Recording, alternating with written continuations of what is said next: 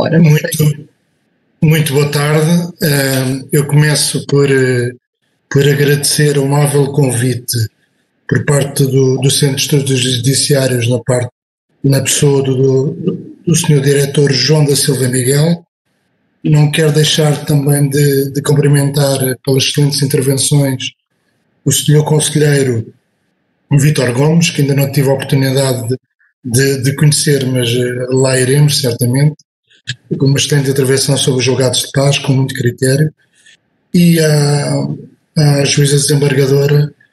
Ana Margarida Leite, pela capacidade de síntese e a capacidade que teve em dizer tanto em tão pouco tempo. Não é fácil. Falar sobre equidade é um tema extremamente complexo. É impossível esgotar este tema, até porque já há houve bastantes tentativas ao longo dos séculos e ainda não conseguiram esgotar aquilo que é a equidade. E quando falamos de equidade, nós dizemos que a equidade é a justiça do caso concreto, fazemos muitos desenvolvimentos, mas se repararem bem, acabamos todos por dizer que a equidade é a justiça do caso concreto numa conclusão, porque de facto tem grande complexidade, até para o seu preenchimento em termos teóricos, para a sua construção teórica. Não é fácil construir este conceito, e foi um conceito que foi desenvolvido ao longo dos séculos. Eu relativamente à minha exposição, e dado que o tempo também é muito reduzido, e penso que também já estamos atrasados, tinha aqui algumas considerações que vou de alguma forma eventualmente apresentar aqui uma suma sobre aquilo que queria dizer, mas a minha apresentação tem dois momentos. O primeiro momento vou fazer uma abordagem do conceito de equidade, breve, penso eu, e no segundo momento farei uma análise comparativa, até complementando aquilo que a senhora desembargadora fez muito bem, entre aquilo que é a posição dos tribunais judiciais e dos julgados de paz, e em que medida é que se diferenciam estas atuações destes dois julgadores, nestes casos concretos, e face em duas leis diferentes, uma substantiva que se aplica a ambos os julgadores e uma processual no caso dos juízes de paz, e dando depois ênfase ao juízo de equidade nos julgados de paz, que é, na minha perspectiva, muito, muito rico. Eu vou ler aqui uma transcrição que fiz, que acho que é lapidar, podia ser a conclusão, mas não é, de uma autora espanhola, que é Maria José Tela, que é uma coisa deliciosa para quem gosta destes temas. A equidade é imprescindível ao mundo de direito, porque os homens e as leis são falíveis. Se os homens fossem perfeitos, não seriam necessárias as leis. Se as leis fossem perfeitas, não teríamos necessidade de recorrer à equidade. As leis corrigem os erros dos homens, a equidade os erros das leis. Mas que é delicioso e acaba por transcrever ou retratar aquilo que é a ideia de equidade. A equidade foi já Aristóteles, fez um desenvolvimento daquilo que era a equidade, mesmo na Idade Média houve um desenvolvimento, o direito romano teve aqui também um papel importante. A partir do século XIX há uma grande desconfiança relativamente àquilo que era o juízo da equidade, fundamentalmente por parte do positivismo, e penso que até aos dias de hoje essa vertente do positivismo, em que de alguma forma se faz uma equiparação entre aquilo que é um juízo arbitrário com um juízo equitativo, e portanto sem distinguir estas duas ideias, tem tido de alguma forma, tem sido um fator limitativo para o desenvolvimento da equidade enquanto, e eu vou dizer exatamente assim, enquanto fonte de direito, porque de facto é. Ou seja, através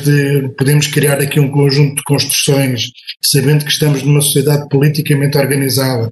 em que o povo é representado e decide em assembleias próprias, no sentido de criar a lei.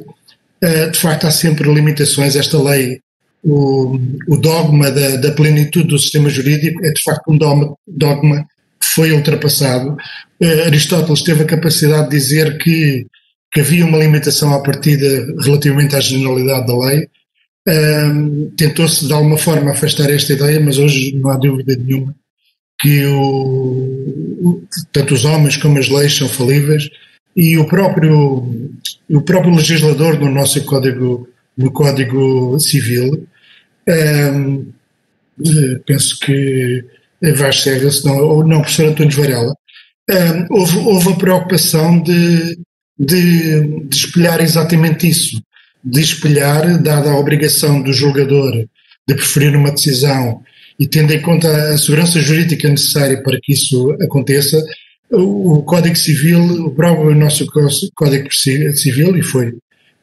pelo menos na pena do professor António Varela, vem criar também a possibilidade do intérprete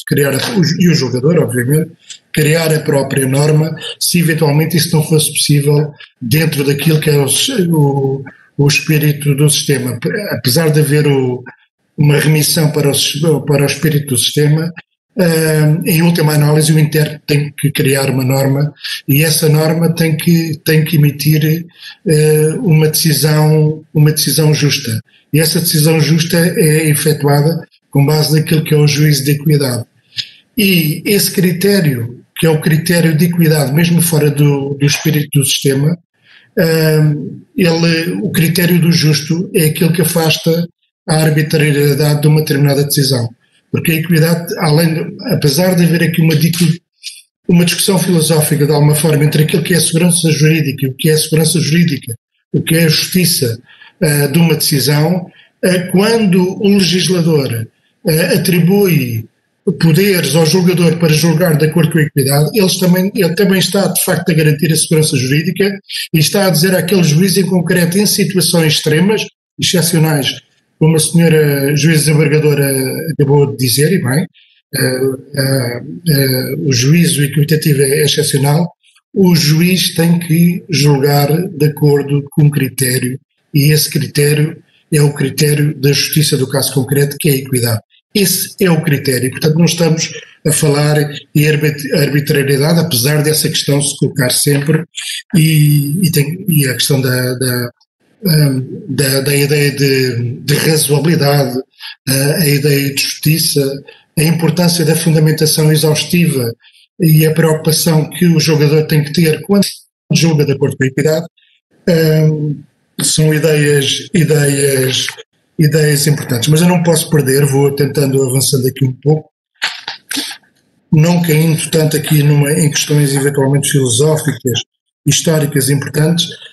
fazer aqui distinção, tinha aqui uma ideia para fazer uma distinção entre várias ideias, entre aquilo que é a equidade e o sistema jurídico.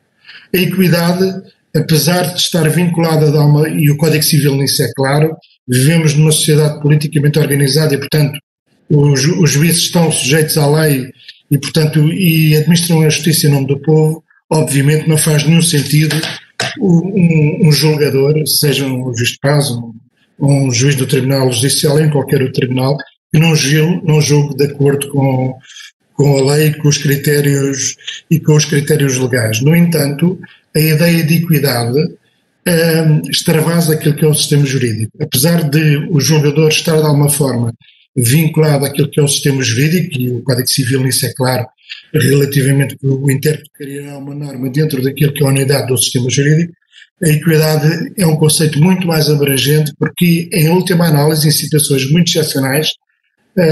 o juiz, o julgador, terá que julgar de acordo com a equidade e, portanto, a equidade está para além daquilo que é o sistema jurídico, apesar de, ao longo dos séculos, isso foi evidenciado por Bobbio e também pelo professor Menezes Cordeiro, quando falou na equidade, em que diz claramente que os sistemas jurídicos atuais, pela sua densificação e no caso principalmente da questão do desenvolvimento dos sistemas jurídicos no direito romano, levou a que a própria equidade fosse esvaziada no seu conteúdo, porque ela no fundo acaba por estar plasmada em muitas normas jurídicas, em muitas orientações jurisprudenciais, e acaba por estar de alguma forma esvaziada. A questão da equidade e o poder arbitrário, é importante distinguir que o juiz está vinculado às leis e, portanto, deve preferir e aplicar o direito com base nas leis e, portanto, não há, mesmo no caso do juiz recorrer a critérios de juízes equitativos, ele está sempre vinculado ao critério do justo e do razoável, que é ferido através da fundamentação. Sabemos que a fundamentação é uma fonte de legitimação das decisões judiciais, determinante cada vez mais, à medida que os sistemas se vão desenvolvendo e, portanto, esta questão da legitimação através da fundamentação está bem presente naquilo que é os juízos de equidade. Outra ideia também, antes de entrar propriamente na questão concreta e ir direto àquele segundo momento, é ter a ideia que a equidade, eu não falei dos julgados de paz, eu sou juiz de paz e ainda não falei, era para falar inicialmente. Os julgados de paz são tribunais previstos na Constituição, têm dois princípios estruturantes, como o senhor juiz conselheiro acabou por dizer e muito bem, participação e estímulo ao acordo, são os dois princípios estruturantes. Não há nenhum tribunal no mundo que tenha estes dois princípios como princípios estruturantes, não há mesmo, pelo menos que eu tenha conhecimento. Eu costumo definir os julgados de paz como um triângulo, em que nos dois vértices inferiores está a participação e o estímulo ao acordo, no vértice superior está a paz,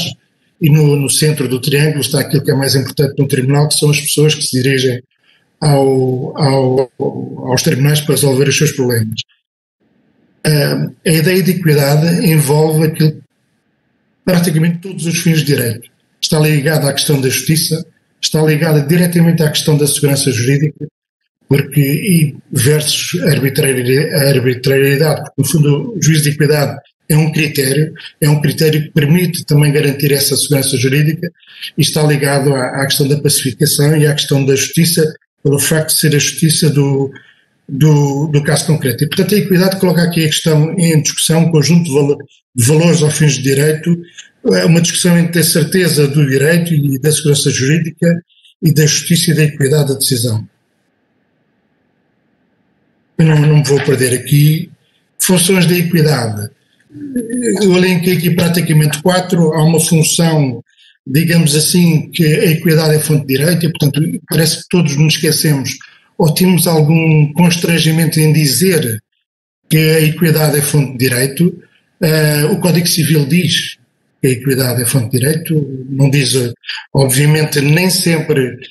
fundamentalmente, quando há acordo das partes e não diz respeito a uma relação de direitos indisponíveis. Nessa situação, a equidade é fonte de direito. Obviamente que o julgador está sujeito ao sistema jurídico, à unidade do sistema jurídico, mas a última análise cria uma norma e, portanto, cria direito. Ponto final. Obviamente que isto é uma relação privatística, de alguma forma, que no fundo são as partes, a norma é criada para aquele caso concreto, mas não deixa de ser uma fonte de direito.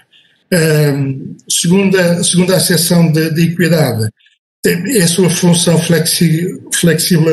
flexibilizadora e corretora, que é muito determinante nos julgamentos. Os autores fazem aqui um grande desenvolvimento destas ideias. Há uma função de interpretação da lei. Há quem diga que a equidade mais não é do que a aplicação da lei ou a interpretação da lei de modo razoável, que acho uma boa definição. E depois também um papel importante na questão da integração das lacunas. E faço esta divisão de alguma forma para criar aqui um quadro teórico para permitir depois explicar aqui algumas ideias. Quanto à equidade,